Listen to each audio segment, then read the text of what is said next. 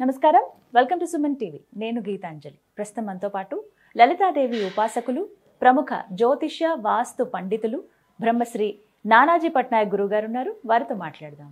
గురుగారు నమస్కారం అండి. శ్రీమాత్రే నమః. నిజంగా మా ఫ్రెండ్ ఇంటికి వెళ్ళినప్పుడు చాలా అందమైన ఒక ఆవు బొమ్మ అండి పెట్టుకున్నారు. చాలా మంది అంటే ఇంట్లో ఉంచాలంట, ఇది కామధేనువు చాలా బాగుంది. ఒకసారి దగ్గరికి విగ్రహం పట్టుకునేలా చూశాను నేను. చాలా అందంగా ఉంది, కానీ దానికి పగుళ్ళు ఉన్నాయి. ఏమైందని అడిగితే నాకు చాలా ఇష్టమైంది, ఇలా నేను పలానా చోటు నుంచి తెచ్చుకున్నాను, ఇంట్లో చేజారి కింద పడిపోతే దాన్ని అతికించి మళ్ళీ నేను అలా పెట్టేశాను, అయితే ఏముంది విగ్రహం అతికింది కదా అని. నాకు ఒక సందేహం వచ్చింది, తనతో అలా మాట్లాడే కన్నా ఇలాంటి వాళ్ళని అడిగితే చెప్తారు కదా. విరిగిపోయింది కదా, దాన్ని మళ్ళీ అతికించి అలా పెట్టడం మంచిదేనా? ఎందుకంటే కామధేను ఇంట్లో ఉంటే మంచిది కదా. ఇలా శాస్త్రంలో వాస్తుశాస్త్రరీత్యా ఏంటంటే విరిగిన వస్తువు ఉండకూడదు, ఏదైనా సరే ఉండకూడదు. ఫస్ట్ ఆఫ్ ఆల్ ఏంటంటే అమ్మ, వాస్తు అనేటువంటిది ఎట్లా పనిచేస్తుంది అంటే, అన్ని వస్తువులు ఇంట్లో ఉండొచ్చు, కానీ ఏ వస్తువు ఎక్కడ ఉండాలనేది మోస్ట్ ఇంపార్టెంట్. అంటే కొన్ని అయితే పర్టికులర్గా అసలు ఇంట్లో ఇలాంటివి పెట్టుకోవద్దు అని చెప్పేస్తారు. అలాంటివి ఏమన్నా ఉన్నాయా? అలాంటివి అంటే మీకు చాలా మంచి ప్రశ్న వేశారు. ఫస్ట్, విరిగిన వస్తువులు ఇంట్లో ఉండకూడదు. ముందు విరిగిపోయిన కుర్చీలు, విరిగిపోయిన వస్తువులు, పాడైపోయిన వస్తువులు ఇంట్లో ఉండకూడదు. శాస్త్రం ఏం చెప్తుందంటే, పాతబడి పాడైపోయిన వస్తువులను ఇంట్లో ఉంచకూడదు, బాగా ఏజ్డ్ పర్సన్స్ని ఇంట్లో ఉంచుకోవాలని చెప్తుంది. ఎందుకంటే వీళ్ళ బ్లెస్సింగ్స్ ఉంటాయి, వీళ్ళ అనుభవాలు ఉంటాయి. కానీ విరిగిపోయిన వస్తువులు, పాడైపోయిన వస్తువుల వల్ల అనవసరమైన జబ్బులు రావడం కావచ్చు, వాటి వల్ల ఎనర్జీ ఆ రకంగా పెరగడం అనేటువంటిది ఉంటుంది. కాబట్టి విరిగిన వస్తువులు అసలు ఉండకూడదు, పాయింట్ నెంబర్ 1. రెండవది, ఎక్కువగా ముళ్ళు ఉన్నటువంటి మొక్కలు ఎక్కువగా ఇంట్లో ఉండకూడదు, అస్సలు ఉండకూడదు. పొరపాటును కూడా అంటే గులాబీ మొక్కలు ఎక్కువ ఉండకూడదు. అంటే కొన్ని ఉండొచ్చు, కానీ అందరూ ఏం చేస్తారు, ఎక్కువ ముళ్ళ చెట్లే పెట్టేస్తారు అన్ని కూడా. ఈ మధ్య క్రాటన్ అని చెప్పి కొంచెం స్పెషల్ ప్లాన్స్ అని తీసుకొచ్చి పెడుతున్నారు. పెన్షియా ఇలాంటివి ఎక్కువ ముళ్ళు ఉంటాయి వాటికి. అవును, పెట్టకూడదు. కొన్ని మనం ఇంట్లో పెట్స్ పెంచుకుంటుంటాం. ఇంట్లో అంటే శాస్త్రంలో చెప్పింది ఏమిటంటే, ఇంట్లో కుక్క తిరగకూడదు.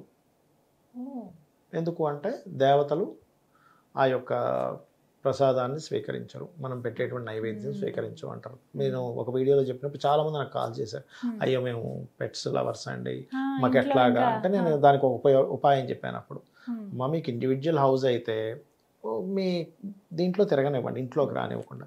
లేదా అపార్ట్మెంట్ అప్పుడు కుదరదుగా, అప్పుడు ఏం చేయాలి అంటే, చక్కగా పొద్దున్నే ఎవరైనా వాకింగ్కి తీసుకెళ్ళండి, ఇల్లు నీట్గా తుడిచేసేయండి, ఇంట్లో భగవత్ పూజ అయిపోయి నైవేద్యం పెట్టేసిన తర్వాత అప్పుడు మళ్ళీ లోపల తీసుకురండి. అయిపోయిందిగా, క్లియర్ అయిపోయింది. ఆ సమయంలో ఒక గంట సేపు అరగంట సేపు ఎవరైనా వాకింగ్కి తీసుకెళ్ళారు, పూజ అన్నీ అయిపోయాయి, మళ్ళీ తిరుగుతుంది ఇంట్లో. అట్లా చేసుకోండి అని చెప్పారు. దానివల్ల ప్రాబ్లమ్ సాల్వ్. అంటే మీకు ఎందుకంటే అమ్మ, పెట్స్తో చాలా ఎమోషన్ కనెక్టివిటీ చాలా ఎక్కువగా ఉంటుంది, వాళ్ళు వదులుకోలేరు అంత ఈజీగా. మనం ఇప్పుడు ఏదో వీడియో చెప్పేసామని కాదు, అంత ఈజీ కాదు. ఎగ్జాక్ట్లీ. ఎందుకంటే అది దాని ఫీలింగ్ని చాలా బాగా ఎక్స్ప్రెస్ చేస్తుంది అది, కుక్కలు కానీ పక్షులు కానీ అవన్నీ. అందుకే దాన్ని వదులుకోలేరు వాళ్ళు. అదొకటి. ఇంకోటి ఏంటంటే, ఇంట్లో పెచ్చులు కూడిపోతుంది చూసారా, గోడలు అవి, అలా ఉండకూడదు ఎప్పుడు ఇల్లు. దాన్ని ఏమంటారంటే వాస్తుశాస్త్రంలో రాహు ప్రభావం పెరిగింది అంటారు. అవి అట్లా ఉండకూడదు ఇల్లు. అదొకటి. పగుళ్ళు వస్తాయి, పగుళ్ళు వస్తే వెంటనే దాన్ని క్లీన్ చేసుకోవాలి. ఏ దిశలో పగుళ్ళు వస్తాయి ఆ దిశ ఏదో ప్రాబ్లమాటిక్ అయిందని అర్థం. ఇవన్నీ ఒక ఎత్తు అయితే, ఉండవలసిన వస్తువు ఉండే ప్లేస్లో ఉండాలి. అది లేకపోయినా ప్రాబ్లమే. అంటే ఎలా అంటే, ఇప్పుడు ఇంట్లో ఇస్త్రీ పెట్టి ఉండాలి, ఎక్కడ ఉండాలి, ఉత్తరంలో ఉండకూడదు, ఆగ్నేయంలో కానీ దక్షిణ ఆగ్నేయంలో కానీ దక్షిణంలో కానీ ఉండాలి. లేదా నైరుతిలో ఉండొచ్చు ఇస్త్రీ పెట్టి, కానీ తీసుకొచ్చి ఉత్తరంలోనే ఈశాన్యంలోనే పెడితే తప్పు. ఏం జరుగుతుంది, ఉత్తరంలో ఉంటే రావాల్సిన అవకాశాలు ఆగిపోతాయి, ఈశాన్యంలో ఉంటే మెంటల్ టెన్షన్ పెరుగుతుంది. అగ్నితత్వం, ఇది జలతత్వం ఉత్తరం అనేది. ఇక్కడ అగ్నితత్వం సంబంధించిన వస్తువు పెట్టావు, లేకపోతే ఇన్వర్టర్స్ పెడతారు చాలామంది, అది చేయకూడదు. అంటే ఇక్కడ వాస్తు అనేది మనం ఎలా అర్థం చేసుకోవాలంటే, ఏదో గోడలతో నిర్మించేసామన్నట్టు కాకుండా, దేవత అసుర స్వరూపాలు, వాస్తు పురుషుడు ఉన్నాడు, అక్కడ మనం ఒక్కొక్క జోన్ ఒక్కొక్క ఎనర్జైజ్ చేస్తుంది. అక్కడ మనం ఏం పెడుతున్నాం, చిన్న ఎగ్జాంపుల్ చెప్తాను చూడండి. కళ్ళకి దోషం అంటే కన్ను సైట్ వచ్చింది, కళ్ళద్దాలు ఎక్కడ పెట్టుకోవాలి, కళ్ళకి పెట్టుకోవాలి, కనిపిస్తుంది. జేబులో పెట్టుకుంటే కనబడదు. ఇయర్ ఫోన్ చెవిలో పెట్టుకోవాలి, జేబులో పెట్టుకుంటే వినపడదు. అంటే ఒక్కొక్క ఆర్గన్కి ఒక్కొక్క శక్తి ఉంది. అది లోపించినప్పుడు ఆ కళ్ళద్దాలు పెట్టుకుంటే అది కనిపిస్తుంది, వినిపిస్తుంది, స్మెల్ వినిపిస్తుంది. అట్లాగే ఇంటిలో ఏంటంటే ఒక వస్తువు ఒక దగ్గర పెట్టినప్పుడు ఆ ఎనర్జీ పెరుగుతుంది లేదా ఆ ఎనర్జీ బ్లాక్ అవుతుంది. ఇప్పుడు ఎవరైనా ఉత్తరంలో కనుక అగ్నికి సంబంధించింది పెట్టారనుకోండి, ఏ స్టవ్వో లేకపోతే ఇస్త్రీ పెట్టో లేకపోతే ఇన్వర్టర్ పెట్టారనుకోండి, వాళ్ళకి ఫైనాన్షియల్ ప్రాబ్లమ్స్ వస్తాయి. అది చేయకూడదు. ఎందుకంటే కుబేర స్థానం, ఉత్తరే నిధి సంస్థితం అని ఉంటుంది మనకి. సో ఉత్తరంలో అది పెట్టకూడదు. తీసుకెళ్ళి మీరు ఆగ్నేయంలోనో దక్షిణంలోనో ఉత్తర దక్షిణాగ్నేయంలోనో నైరుతిలోనో పెట్టుకోవచ్చు. డోంట్ వరీ, పడమరలో కూడా పెట్టుకోవచ్చు. ఇట్లా ఒక వస్తువు ఎక్కడ పెట్టాలనేటువంటిది వాస్తు. విరిగిపోయిన వస్తువులు ఇందాక మనం చెప్పుకున్నాం, వీటితో పాటు వస్తువులు ఎక్కడ పెట్టుకోవాలనేది కూడా వాస్తు. కేవలం నిర్మాణం మాత్రమే కాదు. అసలు ఉండవలసినవి ఏవో చెప్పండి గురుగారు. ఉండవలసినవి ఏమిటి అంటే ఫస్ట్ ఇల్లు నీట్గా ఉండాలి, వెలుతురు ఉండాలి, ప్లస్ ఏ వస్తువు ఎక్కడ ఉండాలి అక్కడ ఉండాలి. లక్ష్మీప్రదంగా ఉండడానికి శాస్త్రంలో చెప్పింది ఏమిటంటే ఈశాన్యంలో ఒక గోవు పిల్ల బొమ్మ ఉండాలని చెప్తుంది. ఇంట్లో ఖచ్చితంగా తాబేలు బొమ్మను ఉంచమని చెప్తుంది శాస్త్రం. తాబేలు పెంచుకోమని చెప్పింది. నిజంగా మీకు అంటే ఇవాళ రేపు దానికి కొన్ని ఇవి ఉంటాయి, ఎవరు పడితే వాళ్ళు పెంచుకోకూడదని కొన్ని ఉంటాయి. అలా కాకుండా తాబేలు బొమ్మను పెడతారు. ఎందుకు పెడతారు అంటే ఇంట్లో వాళ్ళకి ఓపిక పెరుగుతుంది. తాబేలు బొమ్మ ఉంటే అంటే ప్రశాంతంగా ఓపికగా ఉండేటువంటి లక్షణం పెరుగుతుంది. మీరు చేసేటువంటి పని ఏదైతే కృషి చేస్తారో దానికి ఫలితం వస్తుంది. మీరు చూడండి క్షీరసాగర మదనం, ఆ పర్వతము అప్పుడు విష్ణుమూర్తి ఆ కూర్మావతారంలో కిందుండి ఆయన నిలబడి అక్కడ ఆపుతాడు, లేకపోతే అది అవ్వదు. ఆ పర్వతం చిలకడం అసాధ్యం.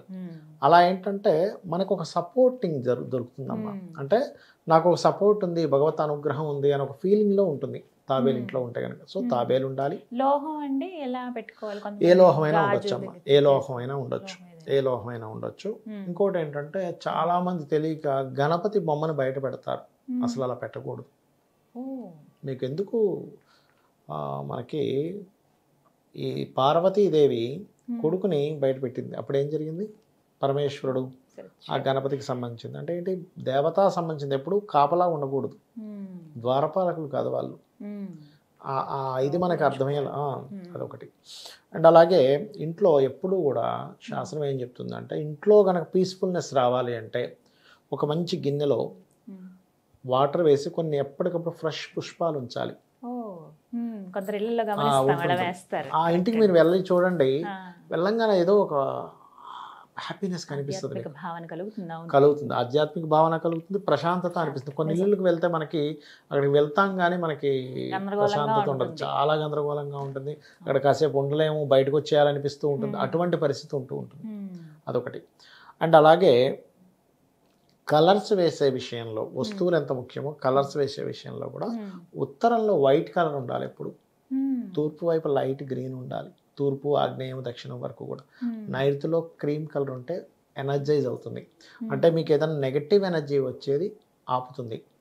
అలాగే ఖచ్చితంగా ఇంట్లో ప్రతిసారి ఏదో ఒక ఇబ్బంది అవుతుంది అంటే ఖచ్చితంగా గుమ్మడికాయ బయట ఉండాలి. అది తొందరగా మాడిపోయిందంటే ఇంట్లో నెగిటివ్ ఎనర్జీ సంథింగ్ వచ్చింది అని. ఇంట్లో చాలామంది దేవతా ఫోటోలు అయితే పెట్టుకుంటాం కానీ మా పెద్దవాళ్ళ ఫోటోలు పెట్టుకోమంటారు కొంతమంది.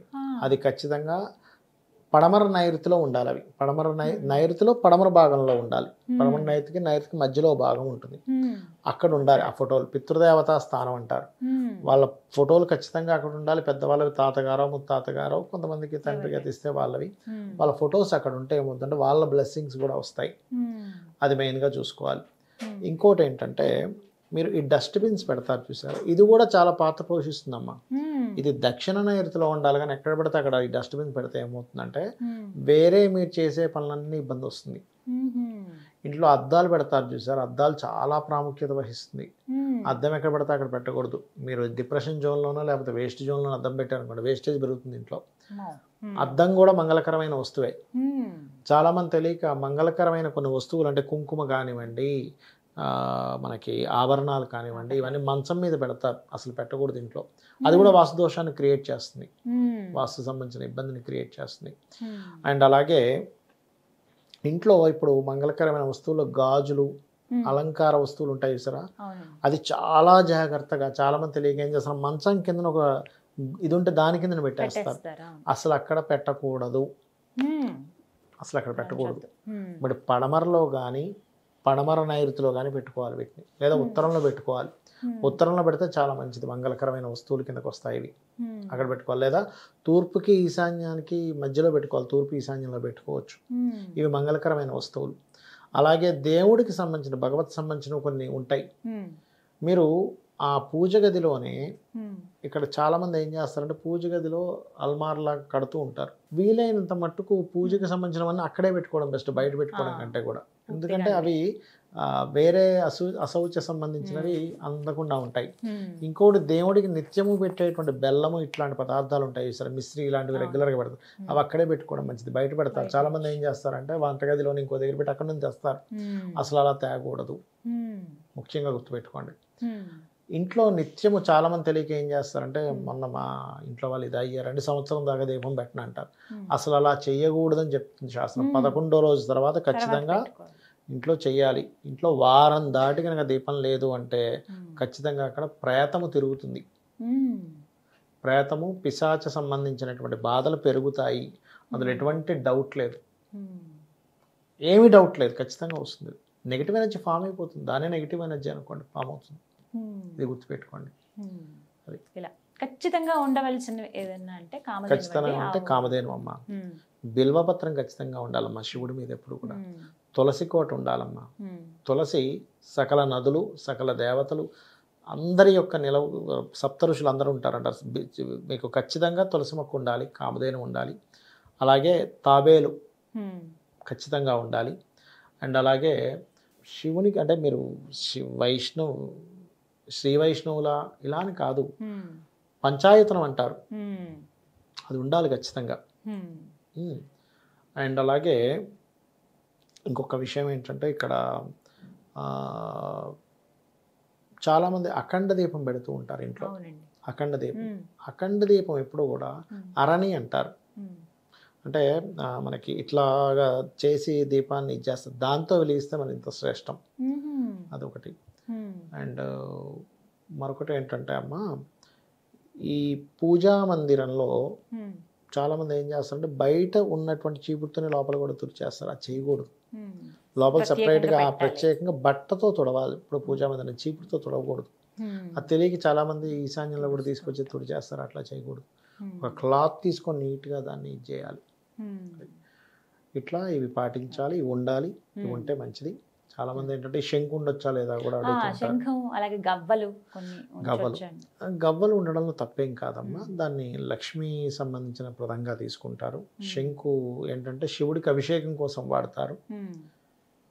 శంకు కనుక ఉండకూడదు అయితే మనకి అంటే శంకు ఎందుకు ఉండకూడదు అంటారంటే కొంతమంది గొడవలు జరుగుతాయి అనుకుంటారు, ఎందుకంటే యుద్ధానికి ముందు పూరించేది కదా అనుకుంటారు.